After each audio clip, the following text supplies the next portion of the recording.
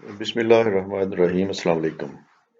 आज क्रिमिनोलॉजी के lecture criminal investigation में हम फोरेंसिक इन्वेस्टिगेशन पे बात करेंगे। Forensic investigation is the use of scientific method and techniques to analyze physical evidence for criminal and civil legal proceedings. Forensic investigation scientific method और techniques को किसी भी केस की इन्वेस्टिगेशन के लिए इस्तेमाल करने को कहते हैं। इसमें फिजिकल एविडेंस पहले कलेक्ट की जाती है और उसके बाद फिर उसको एनालाइज किया जाता है by using scientific methods and techniques. तो इसमें जो सबसे इंपॉर्टेंट पॉइंट है वो ये है कि इसके अंदर फिजिकल एविडेंस सबसे पहले कलेक्ट की जाती है। फिजिकल एविडेंस कलेक्ट होगी तो आगे फोरेंसिक इन्वेस्टिगेशन शुरू होगी। समटाइम्स हम फोरेंसिक चीजों को इस्तेमाल करते हैं for getting the physical evidence. तो ये पॉइंट सबसे पहले आप नोट कर लें कि जब तक फिजिकल एविडेंस कलेक्ट नहीं होगी उस वक्त तक फोरेंसिक इन्वेस्टिगेशन शुरू नहीं होगी। फिजिकल इन्वेस्टिगेशन और फिजिकल एविडेंस को हासिल करने के लिए we may use traditional methods और we may use forensic methods. तो ये दोनों तरीकों से यूज हो सकती है। Physical evidence is integral to forensic investigation as it serves as the foundation for establishing facts, reconstructing events and identifying persons involved. तो इसमें तीन चीजें जो है वो हमने करनी होती हैं। Number one is establishing fact, हमने फैक्ट्स को एस्टेब्लिश करना है। रिकंस्ट्रक्टिंग इवेंट्स, इवेंट्स को हम रिकंस्ट्रक्ट भी कर लेते हैं, क्राइम सीन पूरे का पूरा रिकंस्ट्रक्ट कर लेते हैं for forensic evidence. And identifying persons involve, और उसमें असल इसका जो टास्क है वो है कि हमने एक्यूज्ड को कैसे ट्रेस करना है और आइडेंटिफाई करना है। तो forensic investigation is use of scientific methods and techniques to analyze physical evidence. Forensic science encompasses a wide range of disciplines used in criminal investigation such as, इसमें हम बहुत से साइंस के बहुत से रेंज और डिसिप्लिन्स को हम यूज करते हैं, और जो ज्यादा बड़े पैमाने पर जो डिसिप्लिन्स यूज होते हैं उसमें पैथोलॉजी, टैक्सिकोलॉजी, एंटीमोलॉजी और डिजिटल फोरेंसिक, ये चार फील्ड्स जो हैं ये बहुत ज्यादा फोरेंसिक साइंस के अंदर हम इस्तेमाल करते हैं। Forensic pathology, forensic pathology deals with the examination of the deceased to determine the cause and manner of death. तो forensic pathology में हम डिसीज्ड का मुआयना करते हैं, एग्जामिनेशन करते हैं to find out the cause and manner of death. और मोस्ट ऑफ द टाइम इसके अंदर ये पोस्टमार्टम्स होते हैं और उससे एक मेडिको लीगल ऑफिसर एक काज मालूम करने की कोशिश करता है कि डेथ की क्या काज है। Forensic pathologist, sometimes referred to as the medical examiners, are responsible for determining the cause of sudden or unexpected death, जिसमें अगर वायलेंट डेथ हुई है तो उसकी काज डिटरमिन करना है, अगर सडन डेथ हुई है तो उसकी काज डिटरमिन करना है कि ये इसकी रीजन क्या है डेथ की। परफॉर्मिंग ऑटोप्सीज टू गैदर एविडेंस, इसमें डेड बॉडी का पोस्टमार्टम किया जाता है और उसके जरिए एविडेंस हासिल की जाती है। Analysing tissue samples and bodily fluids, इसमें उसके most of the time postmortem report के अंदर उसके बॉडी ऑर्गन्स ले लिए जाते हैं और उनको फिर लेबोरेटरी में भेज के उनके एनालिसिस करवाए जाते हैं और उसमें बॉडी फ्लूइड्स भी लिए जाते हैं उसमें। तो ये सारा कुछ जो है ये पोस्टमार्टम रिपोर्ट के बाद जब एक मेडिको लीगल ऑफिसर वो सैंपल्स तैयार करके पुलिस के हवाले करता है तो पुलिस वाले फिर उसको लैब के जरिए टेस्ट करवाते हैं। डॉक्यूमेंटिंग इंजरीज एंड वुंड्स, अगर इंजरीज हैं या वुंड्स हैं डेड बॉडी के ऊपर तो उनको भी डॉक्यूमेंट किया जाता है और उसमें फिर असर्टेन किया जाता है कि इसमें से कौन सा वुंड जो है वो काज ऑफ डेथ बना है। तो ये सारा काम जितना भी है ये फोरेंसिक पैथोलॉजी के जरिए किया जाता है। तो second is forensic toxicology. Forensic toxicology is another vital branch of forensic science that examines the presence and effects of toxic substances, chemicals and poisons in the criminal cases. बाज दफा death होती है because of the poisonous substance, use of poisonous substance और toxic substance की वजह से death होती है या केमिकल्स की वजह से डेथ होती है। तो ये फोरेंसिक टॉक्सिकोलॉजी उस चीज को फिर फोरेंसिक साइंस के ज़रिए ट्रेस आउट करती है कि अगर इसको पॉइजन किया गया था तो कौन सा पॉइजन था, अगर केमिकल एडमिनिस्ट्रेट किया गया है तो कौन सा किया गया है, या उसमें टॉक्सिक सब्सटेंस जो था वो कौन सा था जिसके ज़रिए इसको इसकी डेथ काज हुई है। Forensic toxicologist investigate both illicit and licit drugs. कुछ ड्रग्स ऐसे हैं जो इलिसिट है, जो ममनुआ है, और बाज दफ़ा ओवरडोज होने से उन ड्रग्स की वजह से डेथ काज होती है, और बाज लिसिट मेडिसिन हैं और उनका excessive use may cause the death. तो टेक्सोलॉजिस्ट जो है वो ये डिटरमिन करता है कि कौन सा ड्रग यूज किया गया है जिसकी वजह से ये डेथ हुई है, analysing the means by which these substances are absorbed, circulated and eliminated by the body as well as their consequences. So toxicology is another branch of forensic science जिसमें यह डिटर्मिन किया जाता है कि death जो है वो किसी पॉइजन से हुई है या किसी सब्सटेंस से। तो इसके अंदर जो है पोस्टमार्टम रिपोर्ट के बाद उसका डेड बॉडी का लिवर, स्टोमिक और उसके स्टोमिक के सब्सटेंस जो उसके अंदर हो वो सारे निकाल के उनका लेबोरेटरी टेस्ट करवाया जाता है। तो उसके बाद ये सारी फाइंडिंग्स जो है उसकी टैक्सोलॉजिस्ट की आती है। इसके बाद नेक्स्ट जो बड़ी ब्रांच है इसकी फोरेंसिक की वो है forensic entomology. Forensic entomology is the field that involves the study of insects to provide information related to a crime such as इसमें जो इंसेक्ट्स की बाइट की वजह से जो डेथ्स होती हैं, सांप के काटने से जो डेथ्स होती हैं, या इस तरह और जो इंसेक्ट्स हैं, पॉइजनस इंसेक्ट्स हैं, उनके काटने की वजह से डेथ होती है, तो इसमें सर्टेन किया जाता है time of the death, body movement and location of the crime, whether the victim had been administered any drugs, या ये ड्रग्स दी गई हैं या ये इंसेक्ट बाइट की वजह से है। तो ये फोरेंसिक साइंस की वो ब्रांच है जो इन चीजों को डील करती है, इसको फोरेंसिक एंटोमोलॉजी कहते हैं। अगली ब्रांच जो इसकी यूज होती है that is digital forensic investigation. ये पिछले लेक्चर में भी हम बड़ी डिटेल के साथ इसको डिस्कस कर चुके हैं कि डिजिटल फोरेंसिक क्या होती है, और उसमें कंप्यूटर फोरेंसिक्स हैं जिसमें databases forensic, firewall investigation and portable and mobile phone devices, हमने पिछले लेक्चर में बड़ी डिटेल के साथ डिस्कस किया था।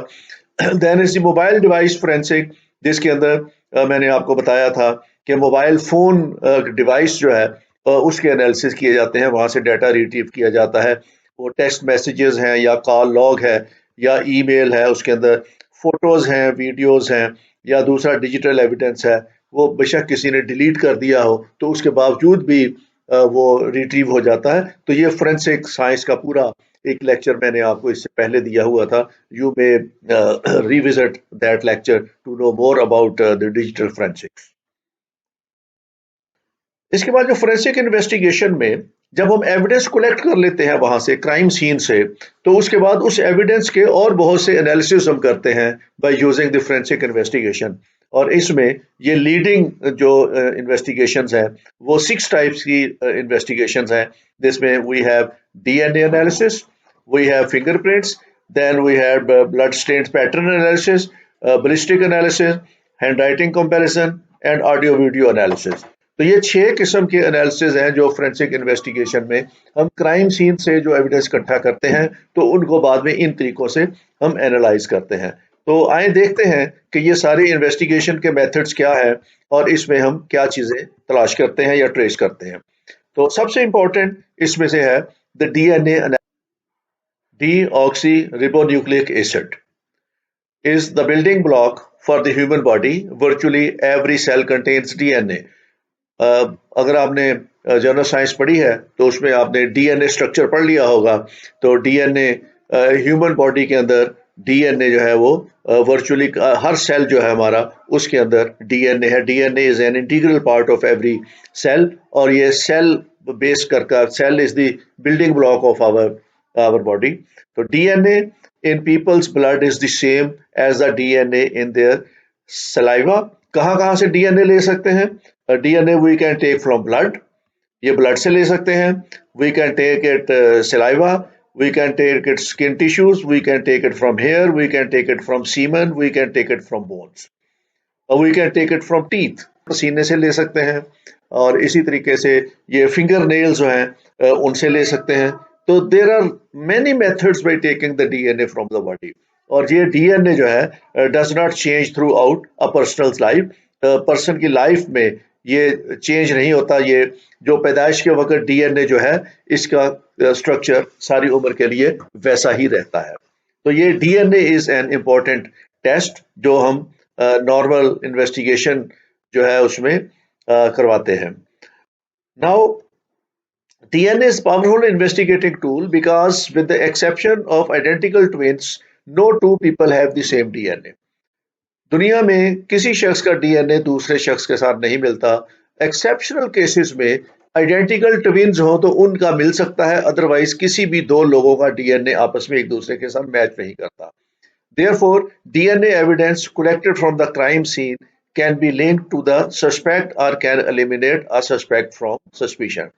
तो इस तरह अगर क्राइम सीन से हमने डीएनए किसी का सैंपल ले लिया है तो वो हमें हेल्प करेगा to identify the accused. During the sexual assault, normal sexual assault के अंदर biological evidence such as saliva, hair, skin cells, teeth, semens, urine, finger fingernails और ब्लड, ये चीजें हैं जहां से हम डीएनए उठा सकते हैं। और ये सैंपल अगर हम लेबोरेटरी में ले जाएं और लेबोरेटरी में भिजवा दें तो वो इसका डीएनए जो है वो मालूम कर लेंगे। Can be left on the victim's body और other parts of the crime scene. तो most of the time sexual assault के केसेस में डीएनए करवाया जाता है, या अनआइडेंटिफाइड डेड बॉडीज अगर हों तो उनका डीएनए कराया जाता है ताकि सब्सिक्वेंटली अगर उनके लवाहिकीन का पता चल जाए तो इसका क्रॉस मैच हो जाए। और इसी तरीके से जहाँ पे लेजिटिमेसी ऑफ द चाइल्ड का केस है वहाँ पे डीएनए करवाया जाता है बच्चे का for cross match with the parents. तो ये टेस्ट जो है डीएनए का is a very valuable evidence for criminal cases.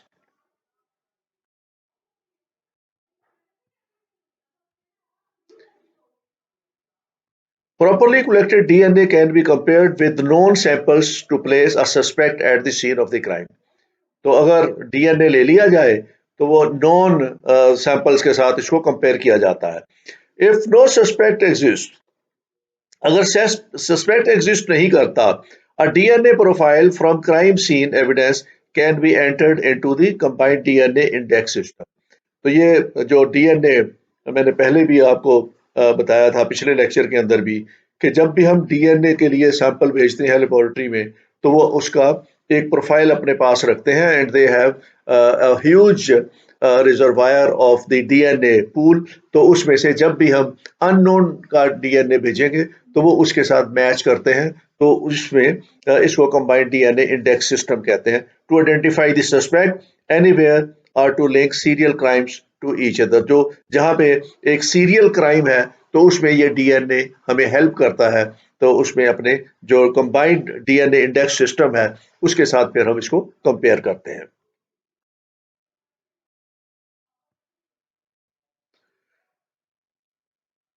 The most common form of DNA analysis is called polymerase chain reaction, PCR test है जिसके जरिए इसको करते हैं। PCR are allowed investigators has allowed investigators to successfully analyze evidence sample of limited quantity and quality. The PCR process makes millions of copies of every small amount of DNA.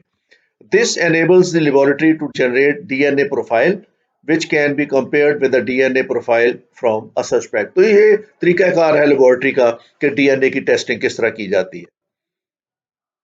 अगला जो forensic test है that is the fingerprint. The fingerprint of the suspects are lifted from the crime scene by the experts. जब भी crime scene कोई होता है जहाँ पे रॉबरी हुई है, डकैती हुई है, मर्डर हुआ है या इस तरह की कोई चीज हुई है तो वहां पे सबसे पहले क्राइम सीन इंस्पेक्शन से भी पहले, एविडेंस कलेक्ट करने से भी पहले वहां पे क्राइम सीन से फिंगरप्रिंट उठाए जाते हैं। और ये फिंगरप्रिंट जो है वो डोर लॉक के ऊपर, डोर नॉब के ऊपर या किसी भी ऐसी चीज के ऊपर जो विजिबली हम कमरे में एंटर होते वक्त जहां टच करना जरूरी होता है उसके ऊपर पाए जाते हैं। अगर वेपन है उसके ऊपर पाए जाएंगे, डैगर है, पिस्टल है, गन है। तो इस तरह फिंगरप्रिंट क्राइम सीन से उठाए जाते हैं। उसके बाद बाकी एविडेंस कलेक्ट की जाती है। Fingerprint classification system groups fingerprints according to their characteristics. अब फिंगरप्रिंट एक्सपर्ट्स जो है इस फिंगरप्रिंट को मुख्तलिफ करेक्टरिस्टिक्स की सूरत में इन्होंने आइडेंटिफाई करके क्लासिफाई किया हुआ है और वो क्लासिफिकेशन जब भी किसी की करते हैं तो किसी भी दो अशखास के फिंगरप्रिंट कभी आपस में मिलते नहीं हैं।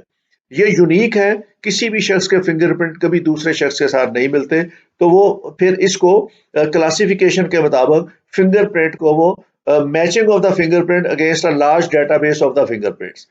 तो उनके पास क्रिमिनल्स का डेटाबेस पहले भी होता है, ये मैं आपको पिछले लेक्चर में बता चुका हूँ कि हमारे पास फिंगरप्रिंट्स का डाटा जो है ऑटोमेटेड फिंगरप्रिंट आइडेंटिफिकेशन सिस्टम है पाकिस्तान के अंदर, उसके अंदर पड़ा हुआ है। ये इंटीग्रेटेड सिस्टम है। उसके बाद फिंगरप्रिंट्स का डाटा हमारे पास तनादरा में पड़ा हुआ है जो बायोमेट्रिक के जरिए हम करते हैं।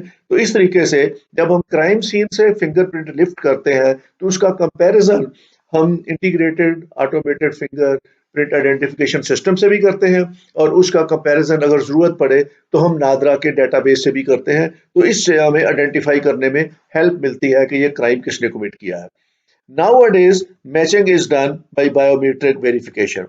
तो बायोमेट्रिक वेरिफिकेशन से भी सस्पेक्ट अगर हम पकड़ लें तो उसकी बायोमेट्रिक से भी वो कंपैरिजन हो जाता है। तो ये तरीकाकार है फिंगरप्रिंट का और fingerprint is a very useful tool in the forensic science for identification of the crime, for identification of the criminal.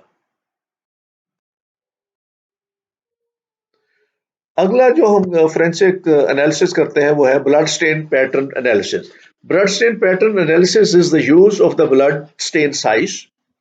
Blood stain का साइज क्या है, शेप क्या है, डायरेक्शन क्या है एंड डिस्ट्रीब्यूशन पैटर्न उसका क्या है। ये नॉर्मली हम उस जगह से करते हैं जहां पे ब्लाइंड मर्डर हुआ हो और जहां पे कोई आई विटनेस ना हो जो हमें बता ना सकता हो कि ये मर्डर किस तरह हुआ है।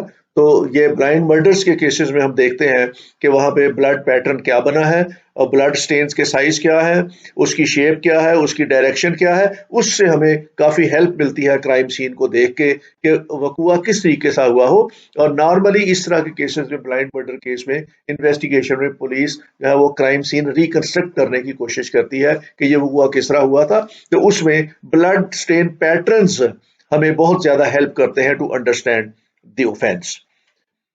Crime scene in order to determine the bloodshed event. तो इसमें ब्लड शेड इवेंट जो हुआ हो उसमें जो वकूआ हुआ है, जिस तरीके से इंसिडेंट हुआ है, उसको समझने में हमें मदद मिलती है। Blood stain pattern reveals what and how with regard to the bloodshed event. इससे हमें दो चीजों का पता चलता है, एक व्हाट हुआ क्या था, हाउ कैसे हुआ था, क्राइम क्या हुआ है और क्राइम कैसे हुआ है। ये दो चीजों का आंसर जो है वो ब्लड स्टेन पैटर्न एनालिसिस हमें देते हैं। तो again it is a very useful analysis to work out the blind murder cases. The science that deals with the scientific analysis of fired ammunition is called ballistic analysis or simply ballistics.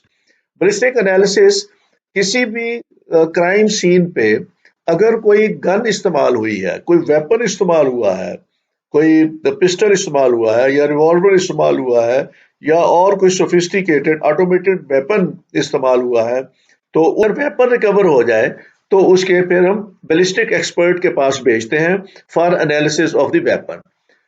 जब भी weapon fire किया जाता है तो weapon fire करने के बाद उसमें से क्राइम एम्प्टीज हमें क्राइम सीन से मिलती हैं। उन क्राइम एम्प्टीज को पुलिस जो है वो अपने कब्जे में लेती है और उसके बाद उसको फिर फोरेंसिक साइंस एक्सपर्ट के पास भेजती है और वहां पे बैलिस्टिक एक्सपर्ट जो है उस क्राइम एम्प्टीज को एग्जामिन करता है।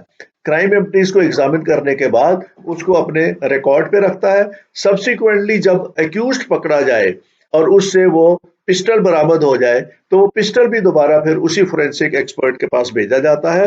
वो फिर उसको बैलिस्टिक एक्सपर्ट उसको फिर एग्जामिन करता है और ये जानने की कोशिश करता है कि जो क्राइम एम्प्टीज मौके से मिली थी क्या वो इसी वेपन से फायर की गई हैं। तो अगर वो मैच कर जाए तो ये एक बहुत एविडेंस मिल जाता है हमें कि ये वकूआ किसने किया था और कौन सा वेपन इस वकूए के अंदर हुआ था। तो ये सारी की सारी चीजें जो हैं ये बैलिस्टिक एक्सपर्ट के जुम्मे होती हैं और इसमें वो जो एविडेंस इकट्ठी करता है उसमें verification of fire arm used in the crime, वो ये वेरीफाई करता है कि कौन सा फायर आर्म जो है वो क्राइम में इस्तेमाल हुआ है। Comparison of the fire arm recovered from the accused with the crime empty, और जो एक्यूज्ड से फायर आर्म हमने रिकवर किया हो उसका वो क्राइम एम्प्टीज के साथ कंपैरिजन करता है, और अगर वो कंपैरिजन मुकम्मल हो जाए उसका, तो ये समझा जाता है कि यही वेपन ऑफेंस में इस्तेमाल हुआ था। और ये एक बहुत बड़ा ब्रेक थ्रू होता है पुलिस के लिए, अगर वो पुलिस ये साबित करने में कामयाब हो जाए कि जो वेपन हमने एक्यूज से बरामद किया है वही वेपन जो है वो क्राइम सीन में इस्तेमाल हुआ है, तो ये एक बड़ी सक्सेस होती है। और ये सारा काम जो है वो बलिस्टिक एक्सपर्ट अपने एनालिसिस से करके पुलिस को बताता है। हैंडराइटिंग कंपैरिजन बहुत से मौकों पे यूज किया जाता है। सबसे पहले तो ये क्वेश्चन डॉक्यूमेंट में किया जाता है, ऐसे ऐसे डॉक्यूमेंट्स जिन पे किसी ने इतराज किया हो कि इसके ऊपर दस्तखत ठीक नहीं है या दस्तखत जाली हैं या अंगूठे गलत लगे हुए हैं। तो बाज लिटिगेशन के केसेस ऐसे होते हैं, और मोस्ट ऑफ द टाइम ये केसेस प्रॉपर्टी से डील से रिलेट कर रहे होते हैं, जहाँ पे किसी ने मकान बेचा है या खरीदा है या किसी के नाम रजिस्ट्री कराई है। तो उसमें अगर किसी किस्म का कोई शक हो, किसी ने किसी किस्म का कोई एतराज उठाया हो, तो एक तो हैंड राइटिंग कंपैरिजन वहां पे किया जाता है कि ये दस्तखत असली है या नकली है, जाली है या जेन्युइन है। तो इस तरह का केस है। दूसरा किया जाता है cases of tampering with document. बाज दफा ये होता है कि जो जायदाद की मलकियत के कागजात हैं उसमें टेम्परिंग कर दी जाती है। तो अगर ये कागज 10 साल पहले स्टाम्प लिखा गया है, 20 साल पहले स्टाम्प लिखा गया है, और उस वक्त अभी कंप्यूटर्स नहीं थे, हैंड राइटिंग से लिखा जाता था, तो आवाज लोग उसमें टेम्परिंग कर लेते थे। तो टेम्परिंग जो थी वो क्वेश्चन हो जाती थी और वो फिर हैंड राइटिंग एक्सपर्ट के पास भेजी जाती थी टू डिटरमिन कि इसमें कोई टेम्परिंग की गई है या नहीं की गई, डॉक्यूमेंट जेन्युइन है या बोगस है, जाली तैयार किया हुआ है या असली है। तो उसमें इनके फिर बहुत ज्यादा आगे हैंड राइटिंग एक्सपर्ट्स के टेस्ट होते हैं।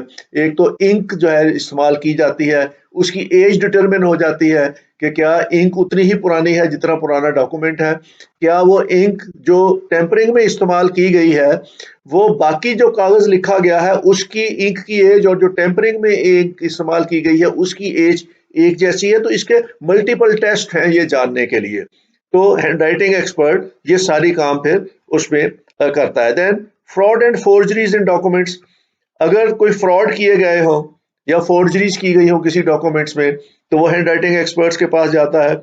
फोर्ज सिग्नेचर जहां पे किए गए हों, और ये मामलात जो जायदाद के होते हैं इसमें एक ना एक दावा जरूर होता है कि ये दस्तखत जाली हमारे करके किसी ने हमारी प्रॉपर्टी बेच दी है, या किसी ने स्टाम्प जाली बनवा लिया है और प्रॉपर्टी बेच दी है, या बैंक ट्रांजैक्शंस में बहुत ज्यादा इतराजात होते हैं कि किसी ने चेक मेरा चोरी हुआ था और उसमें किसी ने मेरे जाली साइन करके जो है वो कैश करवा लिया है उसको। तो इस तरह के केसेस में जहाँ पे फोर्ज सिग्नेचर का मसला हो, तो हैंड राइटिंग कंपैरिजन जो है वो हमें हेल्प करती है to find out whether the document is genuine और इट इज टेम्पर्ड। और ये सारा काम जो है वो हैंड राइटिंग एक्सपर्ट्स करते हैं, और वो इसका कंपैरिजन करते हैं, टेलीस्कोपिक टेस्ट करते हैं इसका, और वो फिर बता देते हैं कि ये जाली दस्तखत जाली है या असली है, और वो कंपैरिजन करके फिर एक डॉक्यूमेंट बनाते हैं, उसके साथ कंपेयर करके अपनी रिपोर्ट देते हैं। तो ये बहुत हेल्पफुल होती है पुलिस को अपने केसेस की इन्वेस्टिगेशन में। और मोस्ट ऑफ द टाइम ये जो है वो सिविल लिटिगेशन जो प्रॉपर्टी के केसेस में और फाइनेंशियल ट्रांजैक्शंस हैं उसमें ज्यादा यूज होती है। Then is the audio video analysis. Audio video recording can provide a real time eyewitness account of a crime, so investigators can watch or hear what transpired. तो ये भी हमारे पास एक बहुत अच्छी एविडेंस आती है, और इस एविडेंस को ऑडियो वीडियो एनालिसिस हम करवाते हैं टू फाइंड आउट कि ये जेन्युइन है या फैब्रिकेटेड है, असली है या नकली है, और इसमें क्या किसी ने टेम्परिंग करके बनाई गई है या ओरिजिनल है। तो इसके बहुत ज्यादा टेस्ट हैं। फॉर इंस्टांस ये हमें surveillance video captures a crime scene in progress और a hidden camera record sometimes criminal activities. तो बाज दफा ये है कि सर्विलेंस वीडियो कैमरास हमने लगाए होते हैं, और ये सर्विलेंस कैमरास बहुत जगहों पे लगे हुए हैं। शहर में भी जहाँ पे सेफ सिटी प्रोजेक्ट्स हैं वहाँ लगे हुए हैं, जहाँ पे बैंक्स हैं वहाँ पे लगे हुए हैं, जहाँ पब्लिक पार्क्स हैं वहाँ पे लगे हुए हैं, जो मार्केट्स हैं वहाँ पे लगे हुए हैं। लोगों ने अपने खुद कैमरास लगाए हुए हैं, सीसीटीवी कैमरास लगाए हुए हैं फॉर देयर प्रोटेक्शन। तो ये सीसीटीवी फुटेज हमें मिल जाती है।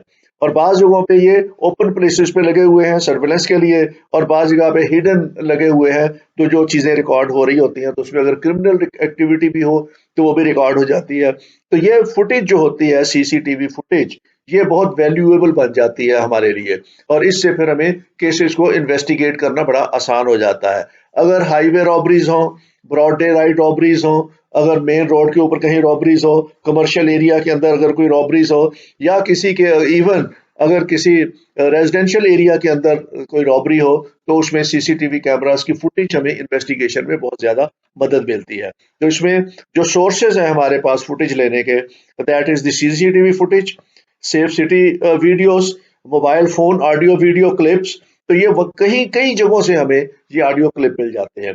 जब ये ऑडियो क्लिप मिलते हैं और वीडियो क्लिप मिलते हैं, तो ये फिर हम इसको फोरेंसिक साइंस वालों के हवाले करते हैं। तो इन ऑडियो वीडियो क्लिप्स के एनालिसिस होते हैं, that can lead the investigator to trace the culprit. इसका तरीकाकार ये होता है कि अगर अननोन एक्यूज्ड हो, बहुत सी जगहों पे आपने देखा होगा कि एटीएम में कैश लेने के लिए बंदा गया तो साथ ही एक वेपन वाला बंदा अंदर आ गया और उसने उससे पैसे छीन लिए। तो इस तरह अगर सीसीटीवी फुटेज हमें मिल जाए, तो that helps us in tracing the criminal. उसका फिर आगे हमारे एनालिसिस है सीसीटीवी फुटेज के, उसमें पिक्सल एनहेंसमेंट होती है, पिक्सल एनहेंसमेंट के बाद फिर उस पिक्चर को हम नादरा के रिकॉर्ड के साथ टैली करते हैं। तो बहुत से केसेस में हमने ऐसे एक्यूज पकड़े हैं जो इस तरीके से फुटेज जिनकी आ गई है। तो इस तरीके से ये सारा जो है वो हमें हेल्प करता है। आपका फोरेंसिक इन्वेस्टिगेशन जो है वो क्राइम को ट्रेस करने में, एक्यूज को ट्रेस करने में, और अल्टीमेटली उनको अरेस्ट करने में हमें बहुत ज्यादा मदद देती है। That was today's lecture on forensic investigation. Thank you very much. Take care. Khuda Hafiz.